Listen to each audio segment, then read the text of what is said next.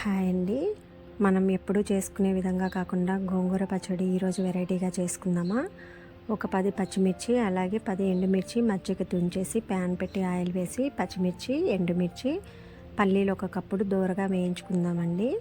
నూనెలో బాగా వేగిన తర్వాత 2 కట్టల గోంగూర కూడా తుంచుకొని శుభ్రంగా కడిగేసి ఇవి వేగిన తర్వాత ఒక ప్లేట్లోకి తీసుకొని గోంగూర వేసుకొని ఒక నిమ్మపండు సైజు చింతపండు కూడా యాడ్ చేసేసి బాగా ఉడికిన తర్వాత ముందుగా ఎండుమిర్చి, పల్లీలు, అలాగే పచ్చిమిర్చి, కొంచెం వెల్లిపాయలు వేసేసి రుచికి సరిపడా సాల్ట్ వేసేసి మిక్సీ పట్టుకున్న తర్వాత గోంగూర కూడా వేసి మిక్సీ పట్టేసుకుందామండి.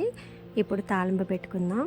ప్యాన్ పెట్టి ఆయిల్ వేసి వెల్లిపాయలు, ఎండుమిర్చి, తాలింపు గింజలు, జీలకర్ర, కొంచెం ఇంగువ, కరివేపాకు, కొంచెం పసుపు వేసి ఉప్పు సరిపోయిందో లేదో చూసుకొని పోపు వేసుకుంటే గోంగూర పల్లీ చట్నీ రెడీ అండి. ఈ చట్నీ వచ్చేసి 1 వీక్ 10 డేస్ వరకు నిల్వ ఉంటుందండి, తొందరగా పాడవదు. మీరు కూడా ఒకసారి ఇలాగా ట్రై చేయండి. Thanks for watching.